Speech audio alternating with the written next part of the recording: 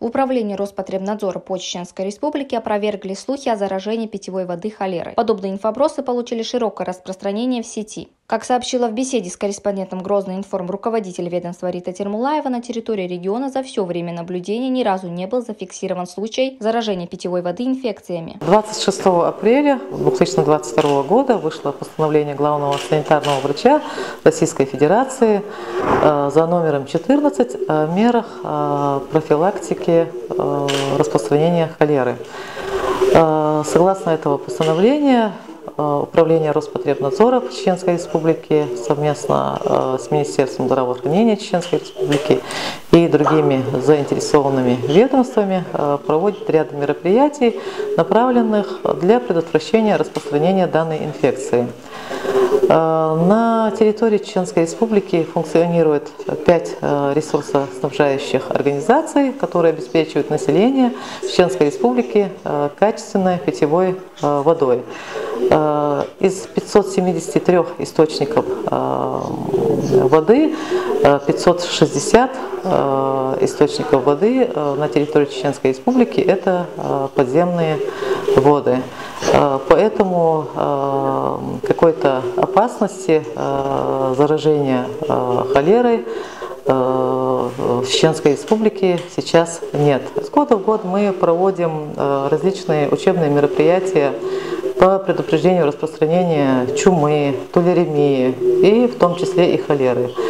И поэтому та информация, которая сейчас распространяется в средствах массовой информации, она фейковая, она не соответствует действительности. И в случае встречи с любым инфекционным агентом наша республика всегда готова дать достойный отпор любому агенту. В случае возникновения вспышки инфекционной у нас разработан и утвержден заместителем председателя правительства Чеченской Республики по социальным вопросам Ильханом Тулаевичем Сулеймановым план мероприятий в случае возникновения любых инфекционных вспышек на территории Чеченской Республики. Это план совместных мероприятий Управления Роспотребнадзора по Чеченской Республике и Министерства здравоохранения по Чеченской Республике.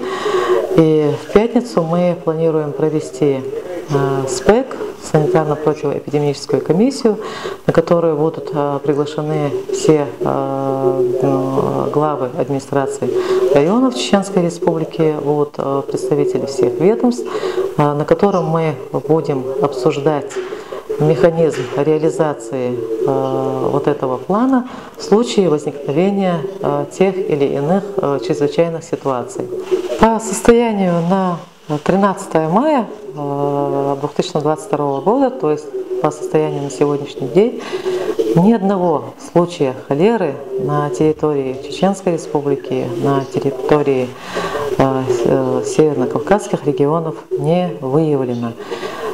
Те мероприятия, которые нам предписано исполнить постановлением главного санитарного врача, они призваны оценить готовность всех ветвей исполнительной власти к возможной встрече с любым инфекционным агентом.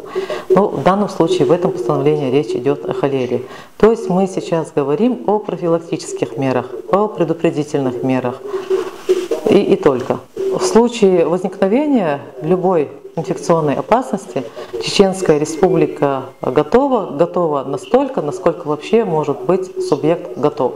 Однако, несмотря на это, в республике регулярно проводятся профилактические мероприятия по контролю за качеством потребляемой воды. Специалисты Роспотребнадзора совместно с журналистами республики провели плановый выезд к Чернореченскому водозабору, одному из 3 источников, обеспечивающих Грозный питьевой водой. Здесь санитары провели забор проб воды, которые позже будут исследованы в специализированных лабораториях на соответствие всем стандартам качества. Мы находимся на Чернореченском водозаборе. Сейчас мы возле скважины павильона номер 6. Одна скважина нам дает 250 кубов в час. Но у нас в одном павильоне находится 3 скважины, всего 14 павильонов. В данный момент у нас скважины не работают. Почему? Потому что мы уже справляемся с речками. А во время жары, можно сказать, июнь месяц, когда мы не справляемся, мы можем включить скважину.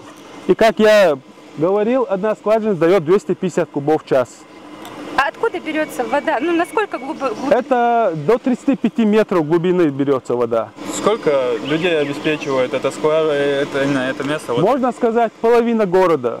В общем, центральная часть Старопромысловский, половина Старопромысловского и центральная часть. У нас еще есть третий приемник, первый приемник, там тоже можно будет взять пробу. Чернореченский водозабор большой, периметр 15 300 метров. У нас родниковые воды. Это третий приемник, первый приемник, второй приемник и так далее. Но в основном у нас третий и первый приемник. Оттуда попадаются все приемники, как бы связаны, можно сказать. Первый приемник от первого приемника, 8-ю камеру от камеры уже дается на город. И в каком объеме? 160 тысяч кубов в сутки. Управлением Роспотребнадзора по Чеченской Республике усилен контроль за качеством и безопасностью питьевого водоснабжения. Нашими специалистами постоянно отбираются пробы воды для исследования микробиологического, вирусологического и санитарно-химического значения. Отобранных пробах воды холерные вибрионы не выявлены. А на данный момент поводов для беспокойства населения в республике нет. Питьевая вода, поставляемая в дома республики, отвечает установленным гигиеническим нормам и безопасна для употребления. А управлением Роспотребнадзора по Чеченской Республике в условиях существующих рисков завоза и распространения холеры призывает население соблюдать профилактические мероприятия, заключающиеся в соблюдении гигиены рук, кипячения употребляемой воды из неизвестных источников, мытье продуктов питания и их правильной кулинарной обработки. Чернореченский водозабор обеспечивает водой центральную часть Грозного и весь Висаитовский район. На его территории полностью ограничен доступ для посторонних лиц. По всему периметру объекта имеется военизированная охрана, зона санитарного контроля и железобетонные ограждения. Подобные меры предосторожности предусмотрены и на других водозаборах республики.